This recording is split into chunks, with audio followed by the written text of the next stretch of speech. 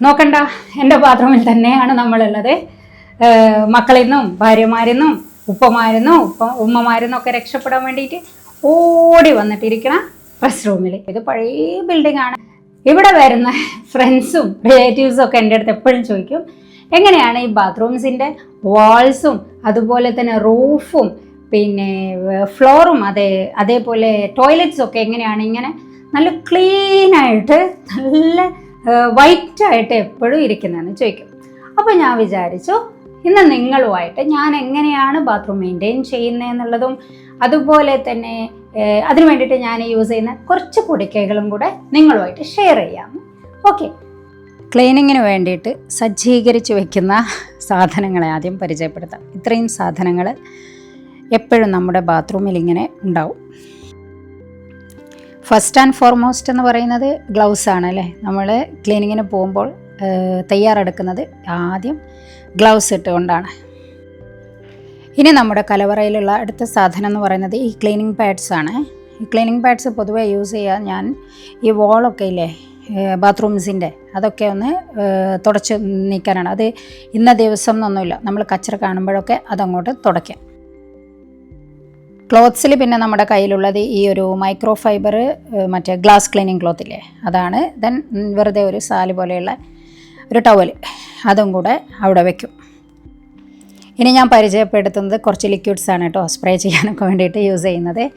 അതിൽ ഒന്നിലെന്ന് പറയുന്നത് dish wash ലിക്വിഡോ അല്ലെങ്കിൽ ലിക്വിഡ് ഡിറ്റർജൻറ്റോ ദെൻ ഷവർ ജെല്ലോ ഈവൻ നമ്മുടെ ഹാൻഡ് വാഷോ എന്തെങ്കിലുമാണ് ഫിൽ ചെയ്തിരിക്കുന്നത്. മറ്റേത് ഞാൻ പറയാം. ദെൻ ഈ സ്പഞ്ചാണ്. സ്പഞ്ച് എന്ന് പറയുന്നത് സാധാരണയായിട്ട് ഞാൻ യൂസ് ചെയ്യുന്നത് ഈ വാഷ് ബേസിനൊക്കെ ഉണ്ടാവില്ലേ അതൊക്കെ ഒന്ന് ക്ലീൻ ചെയ്ത് എടുക്കാൻ വേണ്ടിയിട്ടാണ്. കുറേ ഏരിയാസില്ലേ നമുക്ക് ടോയ്ലറ്റിൽ, അപ്പോൾ ഓരോന്നിനും ഓരോ രീതിയിലാണ് നമ്മൾ ക്ലീനിങ് ചെയ്യുന്നത്. പിന്നെ കാലം എത്ര കഴിഞ്ഞാലും നമ്മുടെ ബാത്റൂമിൻ്റെ ആ ഒരു പുതുമയും അതുപോലെ തന്നെ ആ ഒരു ഗ്ലോയും ഒക്കെ ഇങ്ങനെ നിലനിർത്തി കൊണ്ടുപോകാൻ വേണ്ടിയിട്ട് എപ്പോഴും ശ്രദ്ധിക്കേണ്ട ഒരു കാര്യം, വളരെ സോഫ്റ്റ് ആയിട്ടുള്ള കാര്യങ്ങളാണ് നമ്മുടെ ബാത്റൂമിൽ യൂസ് ചെയ്യേണ്ടത്. അല്ലാതെ എന്തെങ്കിലും ഒരു കറയൊക്കെ കാണുമ്പോഴത്തേനും ആസിഡൊന്നും എടുത്ത് ഒഴിക്കരുതെന്നാണ് ഞാൻ ഉദ്ദേശിച്ചത്. അതേപോലെ എപ്പോഴും ഡ്രൈ ആയിരിക്കും നമ്മുടെ സർഫേസ്, പ്രതലമൊക്കെ നല്ല ഡ്രൈ ആയിട്ട് ഉണക്കി സൂക്ഷിക്കുക ബാത്റൂം എപ്പോഴും. ഇനി വാളിലേക്കാണ് മിക്കവാറും ഞാൻ ആ പറഞ്ഞിരിക്കുന്ന ആ ഡിഷ് വാഷിൽ അതിൽ ഫില്ല് ചെയ്ത് വെച്ചിരിക്കുകയാണ്. ഞാൻ യൂസ് ചെയ്തിരിക്കുന്നത് ഡിറ്റർജൻ്റാണ്, ലിക്വിഡ് ഡിറ്റർജൻറ്റ്. എന്നിട്ട് കണ്ടില്ലേ നമ്മൾ സ്പഞ്ച് യൂസ് ചെയ്തിട്ടാണ് ഇവിടെയൊക്കെ. സ്പഞ്ചിൻ്റെ രണ്ട് സൈഡ്സ് ഉണ്ടാവില്ലേ, ഒന്ന് കുറച്ചൊരു ഹാർഡായിട്ടുള്ളൊരു പ്രതലല്ലേ, അപ്പോൾ അത് യൂസ് ചെയ്തിട്ട് അതിൻ്റെ ആവശ്യം മാത്രമേ ശരിക്കും നമുക്കുള്ളൂ ബാത്റൂമൊക്കെ ക്ലീൻ ചെയ്തെടുക്കാൻ വേണ്ടിയിട്ട്. അല്ലാതെ ഹാർഡായിട്ട് ഉരച്ച് കഴുകാൻ മാത്രമൊന്നും വാളിലൊന്നും ഉണ്ടാവില്ല. പക്ഷേ വാൾ എപ്പോഴും ക്ലീൻ ആയിരിക്കാൻ വേണ്ടിയിട്ട് എപ്പോഴും ഇങ്ങനെ ഡ്രൈ ആക്കി നിർത്തുക എന്നുള്ളതാണ് മെയിൻ സംഭവം എന്ന് പറയുന്നത്. വാഷ്റൂം ഏറ്റവും വൃത്തിയായിട്ട് കാണാൻ വേണ്ടിയിട്ട് അങ്ങനെയാണ് ചെയ്യേണ്ടത്. എല്ലാ ഭാഗങ്ങളും. ഇതൊന്നും വലിയ പണിയില്ല, ഇടയ്ക്കിടയ്ക്ക് അങ്ങ് ചെയ്യാം. കച്ചറ കാണുമ്പോൾ തന്നെ അങ്ങോട്ട് വൃത്തിയാക്കി വെക്കുക എന്നുള്ളതാണ് ഇതിൻ്റെയൊക്കെ ഒരു രഹസ്യം ശരിക്കും. ഇനി നമ്മുടെ മിററാണ്. മിറർ എന്നൊക്കെ പറയുമ്പോൾ ഇവിടുത്തെ ഞാൻ നേരത്തെ പറഞ്ഞതുപോലെ ഒരുപാട് വർഷം പഴക്കമുള്ള ഒരു ബിൽഡിംഗ് ആണിത്. വളരെ മൃദുവായിട്ട് നമ്മൾ കൈകാര്യം ചെയ്യുന്നതുകൊണ്ടാണ് ഇതൊക്കെ ഇപ്പോഴും ഇങ്ങനെ നിൽക്കുന്നത്. അപ്പോൾ ആ ഒരു ബോട്ടിൽ ഞാൻ നിറച്ച് വെച്ചിരിക്കുന്ന DIY എന്ന് പറയുമ്പോൾ ഞാൻ വീട്ടിൽ തന്നെ ഉണ്ടാക്കിയതാണ്. അതിൽ വിനെഗറും അതുപോലെ തന്നെ കുറച്ച് വെള്ളവും ദെൻ ഏതെങ്കിലും ലിക്വിഡ്, ഞാനിവിടെ ലിക്വിഡ് ഡിറ്റർജൻ്റാണ്, അല്ലെങ്കിൽ ഡിഷ് വാഷോ അല്ലെങ്കിൽ ദെൻ ഹാൻഡ് വാഷ് അത് മതി. എന്നിട്ട് അത് നന്നായിട്ടൊന്ന് മിക്സ് ചെയ്യുക. എന്നിട്ട് നമുക്ക് ആവശ്യമുള്ളപ്പോൾ ജസ്റ്റ് അതുകൊണ്ടൊന്ന് ഗ്ലാസ് മിററൊക്കെ ആകുമ്പം എസ്പെഷ്യലി അതുകൊണ്ട് ജസ്റ്റ് ഒന്ന് അങ്ങോട്ട് സ്പ്രേ ചെയ്തിട്ട് ഈ ഒരു ക്ലോത്തില്ലേ, ഈ ഗ്ലാസിൻ്റെ ക്ലോത്താണല്ലോ അത്, ഗ്ലാസ്സൊക്കെ ക്ലീൻ ചെയ്യാൻ വേണ്ടിയിട്ട് എല്ലാം പോകാൻ വേണ്ടിയിട്ട് യൂസ് ചെയ്യുന്നത്. അപ്പോൾ ആ ക്ലോത്ത് കൊണ്ട് തുടച്ചാലുള്ള ഗുണം എന്ന് പറഞ്ഞാൽ അതുമേൽ പിന്നെ ഒന്നും അടയാളോ ഒരു സംഭവം അതിലുണ്ടാവില്ല. ഇനി അടുത്ത ഏരിയ എന്ന് പറയുന്നത് നമ്മുടേത് ബാത്ടബാണ്. ബാത്ടബിലേക്ക് പോകുമ്പോൾ വളരെ ഈ ആസിഡും ഒക്കെ ഉള്ള ലിക്വിഡ്സ് ഒന്നും യൂസ് ചെയ്യാതിരിക്കുക. ജസ്റ്റ് സിമ്പിളായിട്ട് ഏതെങ്കിലും ലിക്വിഡ് ഡിറ്റർജൻറ്റ് എന്തെങ്കിലും യൂസ് ചെയ്തിട്ട് ഒന്ന് സോഫ്റ്റ് ആയിട്ടുള്ളൊരു ബ്രഷ് കൊണ്ട് കഴുകുക. എന്നിട്ട് ഇതുപോലെ തന്നെ നമ്മുടെ ഷവർ യൂസ് ചെയ്തിട്ട് അവിടെ ഒന്ന് ക്ലീൻ ചെയ്തെടുക്കുക. പിന്നെ ഈ മിനി സ്ക്യൂജി ഇല്ലേ, ഇത് നല്ലതാണ് എപ്പോഴും കയ്യിലുണ്ടാവുന്നത്. കാരണം ഇങ്ങനത്തെ ഏരിയകളൊക്കെ ഉണ്ടാവും, വെള്ളം തങ്ങി നിൽക്കുന്ന പോലത്തെ കുഞ്ഞു ഏരിയകൾ, അതൊന്ന് വൈപ്പ് ചെയ്തെടുക്കാൻ. ഡ്രൈ ആയിരിക്കുക, ഞാൻ നേരത്തെയൊക്കെ പറഞ്ഞ പോലെ മെയിൻ സംഭവം അതാണ്. ദെൻ ഇങ്ങനത്തെ കുഞ്ഞു ബ്രഷ്, അത് ഒന്നാമത് എനിക്ക് ആ ബ്രഷിനോട്ടുള്ളൊരു ഇഷ്ടം കൊണ്ട് കൂടെയാണ്, ചെറിയതല്ലേ. പിന്നെ ഒരു മാജിക് ചെയ്യാൻ പറ്റുന്ന ഒരു സംഭവം എന്ന് പറയുന്നത് എപ്പോഴും ജിഫാണ്.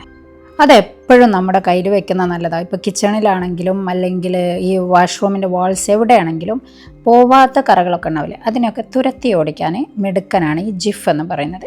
പിന്നെ സാധാരണയായിട്ട് ഞാൻ യൂസ് ചെയ്യുക ഈ സോപ്പ് പൊടി യൂസ് ചെയ്യുമ്പോൾ ഈ നമ്മൾ സ്ലിപ്പാവുന്ന നന്നായിട്ട് ശ്രദ്ധിക്കണം. അല്ലെങ്കിൽ നേരത്തെ പറഞ്ഞതുപോലെ ഡിറ്റർജൻറ്റ് ലിക്വിഡാണ്, അല്ലാതെ ഈ ആസിഡ് സംഭവങ്ങളുള്ള ഒന്നും യൂസ് ചെയ്യാറില്ല. പിന്നെ കയ്യിലുണ്ടാവുന്നത് ഷവർ ജെല്ലോ അല്ലെങ്കിൽ എന്തെങ്കിലും അങ്ങനത്തെ ഹാൻഡ് വാഷോ അങ്ങനെ എന്തെങ്കിലുമൊക്കെ ഇങ്ങനെ ഞാൻ എപ്പോഴും നമ്മളുടെ ബാത്റൂമിൽ എടുത്തു വയ്ക്കും.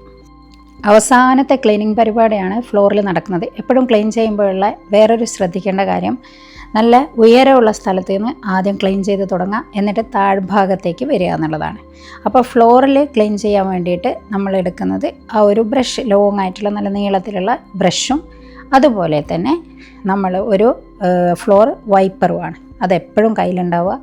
ഡ്രൈ ആയിരിക്കുക എന്നുള്ളത് വളരെ ഇമ്പോർട്ടൻ്റ് ആണ്. ടോയ്ലറ്റ്സ് എപ്പോഴും നല്ല ഭംഗിയുള്ളതും അതുപോലെ തന്നെ വൃത്തിയുള്ളതും, എത്ര കുഞ്ഞതായാലും വൃത്തിയുള്ളതും ആയിരിക്കുക. കാരണം ടോയ്ലറ്റ്സ് എന്ന് പറയുമ്പോൾ നമുക്ക് അവിടെ നിന്ന് കിട്ടുന്നത് ഒരു റിലാക്സേഷൻ കൂടിയാണ് അല്ലേ. ഞാൻ ഫസ്റ്റ് പറഞ്ഞതുപോലെ എല്ലാവരിൽ നിന്ന് ഒളിച്ചോടി ഇരിക്കാനുള്ള ഒരു റെസ്റ്റ് റൂമാണ് ശരിക്കും ടോയ്ലറ്റ് എന്ന് പറയുന്നത്. അപ്പോൾ എപ്പോഴും നമ്മുടെ കയ്യെത്തും ദൂരത്തായിരിക്കണം അത് ക്ലീൻ ചെയ്യാനുള്ള സംഭവങ്ങളൊക്കെ. ഇത് വലിയ തലയിൽ എടുത്ത് പൊക്കി വെക്കേണ്ട ഒരു ഭാരമായിട്ട് കാണേണ്ട ഒന്നുമല്ല ടോയ്ലറ്റ് ക്ലീനിങ് എന്ന് പറയുന്നത്. നമ്മൾ അവിടെ കച്ചറ കാണുമ്പോഴൊക്കെ ഒന്ന് വൃത്തിയാക്കിയിട്ട് ഡ്രൈ ആക്കിയിട്ട് വെക്കുക. അതുപോലെ അതിന് വേണ്ടിയിട്ട് യൂസ് ചെയ്യുന്ന സാമഗ്രികളൊക്കെ നമ്മളിങ്ങനെ ഒരു സ്റ്റോറേജ് ബോക്സിൽ വൃത്തിയായിട്ട് സൂക്ഷിക്കുക. എപ്പോഴും ഈ ക്ലോത്ത്സൊക്കെ ഉണ്ടാവില്ല, അതൊക്കെ വാഷ് ചെയ്തിട്ട് ഡ്രൈ ആക്കിയിട്ട് വെക്കുക. വലിയ ആർഭാടങ്ങളൊന്നും ഒരു ടോയ്ലറ്റിന് വേണമെന്നില്ല, പക്ഷെ അതൊക്കെ ഓരോരുത്തരുടെ ഇഷ്ടമാണ്. ചിലർക്ക് നല്ല ഡെക്കറേറ്റൊക്കെ ചെയ്തിരിക്കാൻ ഇഷ്ടമായിരിക്കും, അപ്പോൾ അങ്ങനെ ആക്കാം. എൻ്റെ എന്ന് പറയുന്നത് സിമ്പിളായിട്ടുള്ള ഒരു ടോയ്ലറ്റാണ്. അതിൽ മിക്കവാറും ഒരുപാട് സാധനങ്ങളൊന്നുമില്ല. ടൂത്ത് ബ്രഷ് ഹോൾഡർ ഉണ്ടാവും, അതുപോലെ തന്നെ ഹാൻഡ് വാഷ് ഉണ്ടാവും. ഹാൻഡ് വാഷ് ഒക്കെ എപ്പോഴും ഇങ്ങനെ ഫില്ല് ചെയ്തിട്ട് വെക്കുക. ദെൻ ഒന്നുമില്ല, നമ്മൾ യൂസ് ചെയ്യുന്ന വേറെ ഷവർ ജെല്ലോ അല്ലെങ്കിൽ സോപ്പാണ് യൂസ് ചെയ്യുന്നതെങ്കിൽ സോപ്പ് ഉണ്ടാവും. സോപ്പ് എപ്പോഴും ഞാൻ കീപ്പ് ചെയ്യാറുണ്ട്. പിന്നെ ഷവർ ജെല്ലാണ് കോമൺലി യൂസ് ചെയ്യുന്നത്, അപ്പോൾ അതുണ്ടാവും. അങ്ങനെ വളരെ സിമ്പിളായിട്ടുള്ള നല്ല വൃത്തിയുള്ള എപ്പോഴും ഒരു ആശ്വാസം കിട്ടുന്ന ഒരു ബാത്റൂമാണിത്. അപ്പോൾ ഇങ്ങനെയൊക്കെ ആക്കിയാൽ നല്ലതല്ലേ.